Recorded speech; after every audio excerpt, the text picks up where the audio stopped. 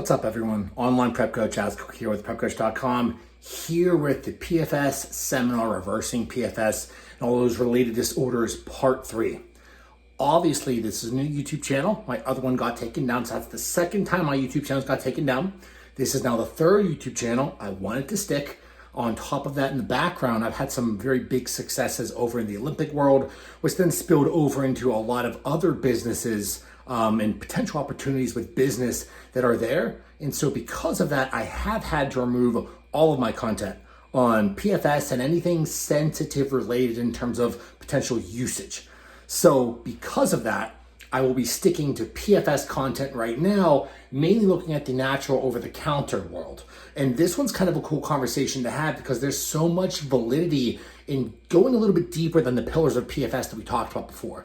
We've talked about the pillars of PFS that are in there. If we kind of zoom into that neurochemical pillar, this is where we see a balancing act going on, where we mainly have GABA, glutamine, and NMDA receptors. So we have to balance those. So GABA is more of the sedating, calm, the glutamatergic, and the NMDA is more of that high arousal, high anxiety, things like that. But at the same time, we have that dopamine and serotonin metabolism in the prefrontal cortex. And that's important to understand because if you have too much dopamine, you can become anxious. You can have those involuntary movements if you have too low dopamine. If you have too high, too low serotonin, same kind of thing, libido, erectile functioning as a whole, it's just not gonna be there. So we're trying to not only, if we zoom into the pillars, and this is now we're gonna get more really in depth with these, zoom into those pillars of PFS, look specific at the neurochemistry. We're trying to fix neurochemistry upstream to fix the downstream connection problem. What's happening in the genital atrophy world of PFS, PLMS, PS, and all that stuff is that if there's no neural connection from brain to erectile tissue, body senses, hey, I don't need this for reproduction. I am essentially in an environment that's not conducive to reproduction, so I'm gonna shut that down. What happens with that? This happens all the time at the end of a contest prep for bodybuilders. The vast majority start to slowly have, a smaller erectile capacity as prep goes on because there's just less blood flow, less attention down there. If there's more attention down there, maybe because of different hormones in play, then that's not gonna happen. So because of that, if we're trying to fix the downstream genital problem, we have to fix the upstream neurochemistry. And that's also, going over the basics of just pulling down your anxiety. Are you the person who can't sleep? Are you overly sympathetic? This all plays into this part for you of looking at balancing this GABAergic, glutamatergic, and NMDA side of things and that dopamine, serotonin. Because then once you fix one, you also got to fix the other. Or maybe you're only a person who has this problem, not that problem. So it's a lot to take into consideration. I did also take everyone's feedback. Sometimes whenever I do these and I record them while I'm actually writing, I tend to write very small and illegible. So I think maybe moving forward, instead of me doing that, I might pre-write them just so it's actually legible. If you guys don't mind about that, let me know because at the end of the day, it makes no difference for me, whatever you guys want. So we're gonna go down this cascade. So, okay, if your problem, first of all, is the higher anxiety, always sympathetic, that means glutamatergic activity is up. And that also means what? That means NMDA receptivity is most likely up as well. So we have that imbalance. So that means we're gonna have to fix that GABAergic. Now, GABAergic systems, if we look more at that GABA-A receptor, we're gonna stick to the basics, by the way, for this. GABA-A is more neurological, GABA-B is more, myological, full body. So if you're the person who is having maybe the stiffness in their quads, can't contract, all that kind of fun stuff, that could be a lack of GABA-B activity. Whereas if you're the person who can't calm down, that could be neurological, lack of GABA-A activity. So if we go down this list and know that, we're looking at L-theanine being a very basic player that can come in roughly about 200-ish milligrams. That's going to drive up those GABA cascades. Some spillover between the two, mainly on that GABA-A side of things, though, mainly on also downregulating glutamatergic cascades as well. So this is mainly our GABA-A, overall GABA, and overall pulling down of glutamate-based player. We then go to taurine. Taurine's the one that's more of a full body GABAergic compound. This is dosed at pretty high dosages at 5, 10, 20. I've had certain people use 30 actual grams and it can get pretty crazy. It can cause some headaches though if you take too much of it. So be cautious and be aware of that. But all of these doses, by the way, and there's other products, overall product wise that technically on paper should modulate 5-alpha reductase, and yet in application, I've seen them actually drive recovery. Like I didn't put it on the board, but ashwagandha is a big one that does drive that 5-AR cascade in certain individuals after getting enough recovery. I've seen it actually bring them from 90 to 100%, because the only last bit that was causing problems was we fixed the 5-AR side of things, but the only problem was the neurochemistry, couldn't get their anxiety down. Ashwagandha came in and relieved all those problems. So there is a time and place for it. Everything, nothing is blanket statement bad. We have magnesium, so we're mainly looking at magnesium L-threonate. We want that one because that's the one that's binding and modulating those NMDA receptors. That's going to pull down those glutamatergic cascades. So ideally in this world, maybe if you have an overall magnesium depletion problem, you're looking for a glycinate, bisglycinate, something like that. But if you need more of the neurochemical changes, that's going to be your L-threonate version. So we go down, fast forward, right? We're looking at Neurochemical, GABA. Now, Neurochemical is pretty cool. There are some good Neurochemical products out there.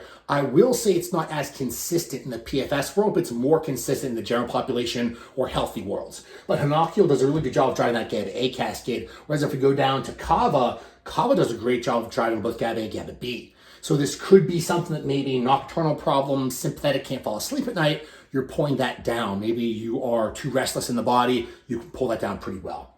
So if we go down to agmatine, there is spillover to other effects with GABA, with glutamine as well, but it's mainly, in my paradigm, used to modulate NMDA receptors. So that, to me, if we're trying to look at just NMDA, I'd say mainly we're going to be looking at magnesium and agmatine, but there's a lot of crossover and spillover on here.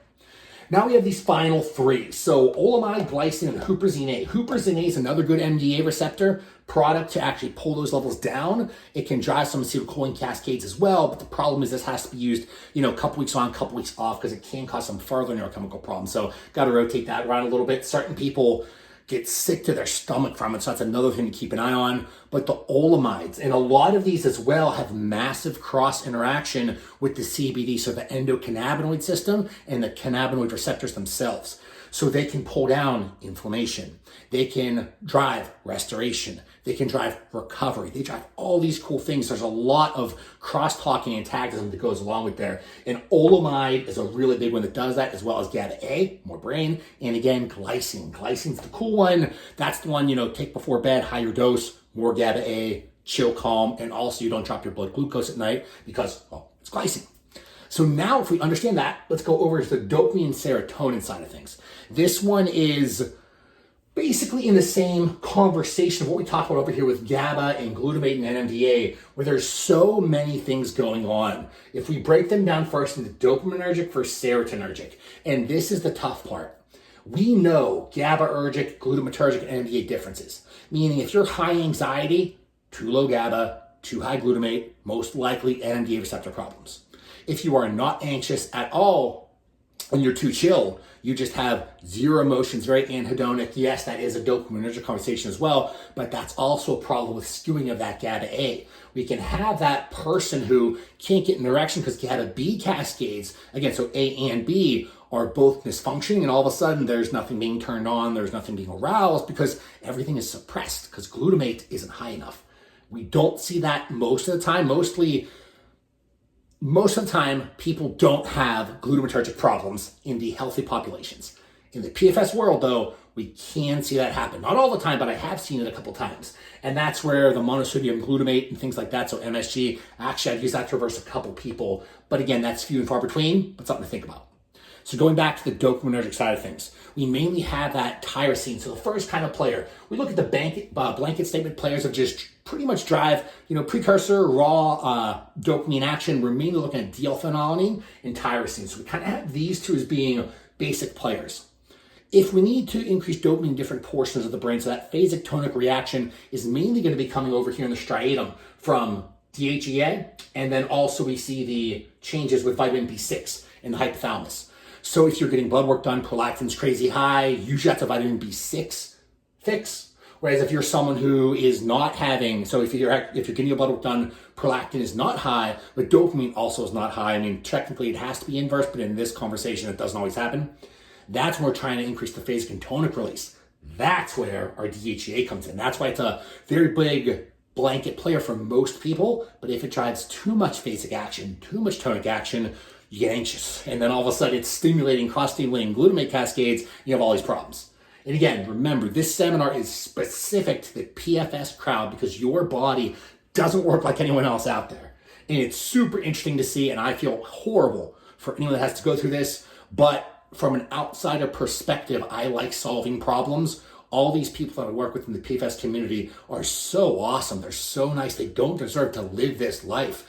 And to me, fixing these problems is so much fun. I build the relationships. We have a fun time with it. And I'm trying to solve these problems that very few people are. And I love that. I love problem solving. It's so much fun for me.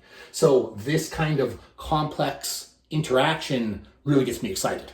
I'm not sure if you can tell, but I'm getting a little rosy because I'm getting too excited right now. I'll calm down. Suboxone, probably the only real dopamine reuptake inhibitor over-the-counter wise that works pretty well. I'd say Suboxone kind of takes the cake on that. And the only real one that drives up dopamine receptor density is really cholecystyrcholine. That's a big one right there that will drive up that dopamine receptor density.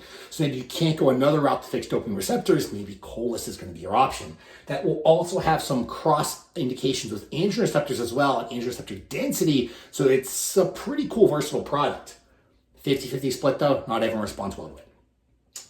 Now we have serotonin. I tend to find that generally it's not too high of a serotonin problem. It's usually a mismanagement of serotonin receptors. So 5-HT1A, maybe 2 or 3 other ones on the serotonin receptor side of things. But to me, it's mainly that 5-HT1A receptor. We're having a lot of dysfunction. So it's not so much serotonin as the peripheral ligand, it's the serotonin receptor.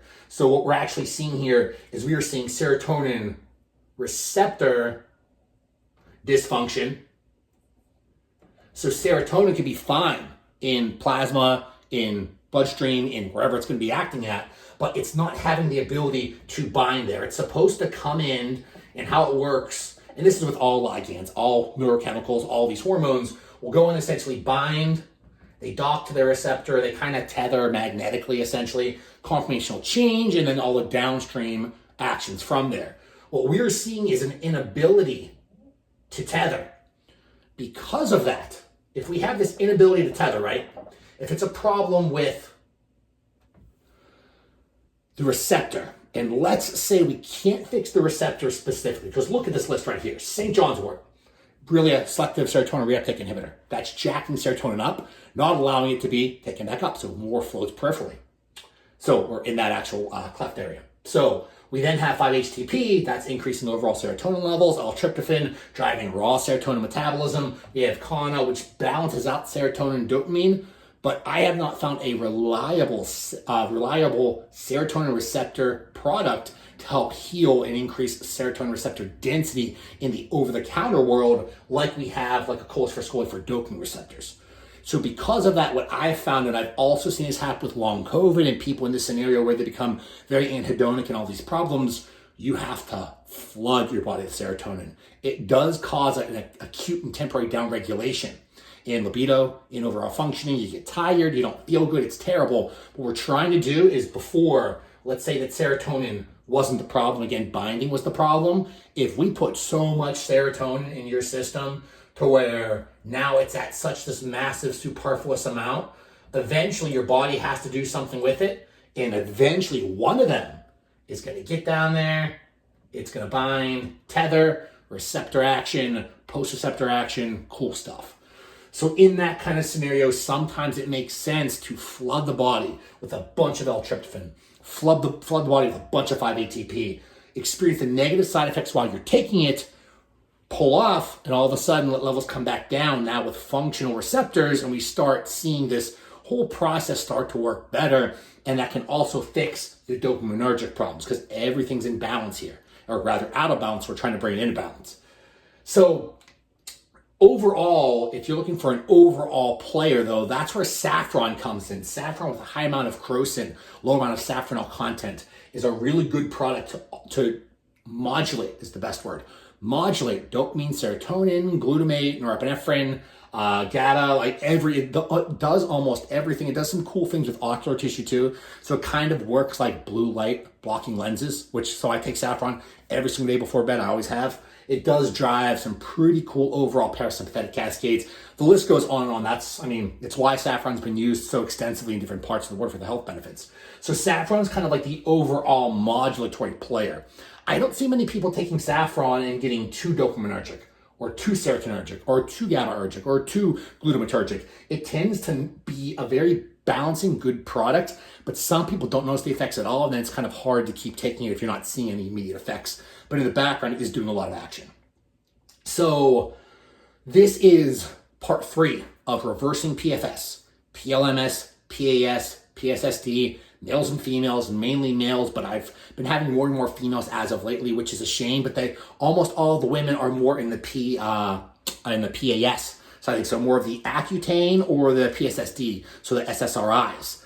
That's an interesting conversation because it's very different between genders there. There's also been one more thing, and I'll probably post about this on my Instagram as well, but I've been noticing in this PFS world with males, calcified prostates. I've had a weird upstream of people doing these weird random tests, and I promote that. I love that because the more we know, the more information we have, and the more I can do my job and figure things out. The blood work side of things, that's still hard because we can have perfect blood work and everyone still has all the negative side effects. The blood work never hurts. But getting these weird random scans and tests done can really help, even just for me to just dig into stuff and learn more. And I have been seeing a pretty big correlation with all PFS, PLMS, all these people in this dysfunctional world and having calcified prostates. So that's a different conversation, but I think that might be part 4. As you can tell, we have a lot to talk about, but I want to put more information out there for you guys. I'm having a lot more recoveries. Everyone's doing really good. If someone's not doing good, we're making the changes that we can, and it stinks. It's a long road to recovery. It's a long process. It doesn't happen fast. It's very much like this. It's never just straight up, but eventually you get to the end, you're happy, life's back to normal. As always, thank you so much for watching. Check out theprepcoach.com. See you guys next time.